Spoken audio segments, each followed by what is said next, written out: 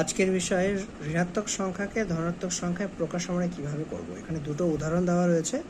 First উদাহরণে আমাদের দেখতে হবে কোন কোন সংখ্যার মাথায় ঋণাত্মক চিহ্ন রয়েছে, অর্থাৎ ঋণ রয়েছে। যেমন 3-এর মাথায় রয়েছে, 2-এর মাথায় রয়েছে, এই 2 কিন্তু নেই।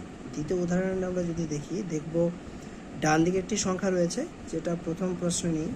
তারপরে 1-এর মাথায় রয়েছে, 3-এর মাথায় রয়েছে, সামনে 2 আছে। প্রথমে এটা আমরা করে নিব।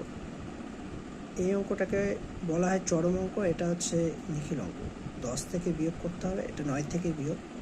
সেক্ষেত্রে আমাদের সামনে যে সংখ্যাটা থাকবে তার থেকে 1 বিয়োগ করতে হবে, তাহলে আমরা ধনাত্মক সংখ্যা পেয়ে যাব। আমরা অঙ্কটিকে এইভাবে করব। বাঁ দিক থেকে আমরা করতে পারি। প্রথমে ব্র্যাকেট দিয়ে 2 বিয়োগ 1, আবার আমরা ব্র্যাকেট দেব। এটা নিখিল অঙ্ক, 9 থেকে 2 বিয়োগ হবে। এটা চরম অঙ্ক, 10 থেকে 3 বিয়োগ হবে।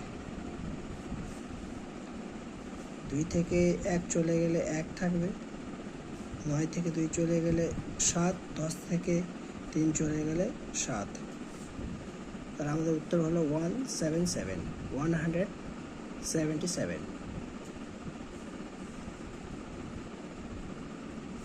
পরে উদাহরণটা আমরা দেখব।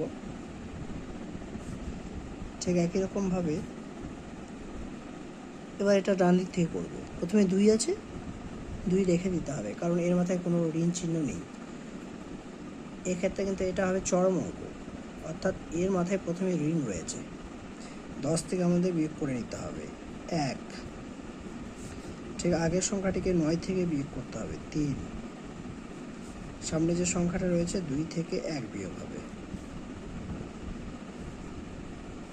আমরা এটা বাঁ দিক থেকেও শুরু করতে পারি, ডান দিক থেকেও শুরু করতে পারি। যদি ডান দিক থেকে করি, প্রথমে হবে 2, 10 থেকে 1 চলে গেলে 9, 9 থেকে 3 চলে গেলে 6, 2 থেকে 1 চলে গেলে 1।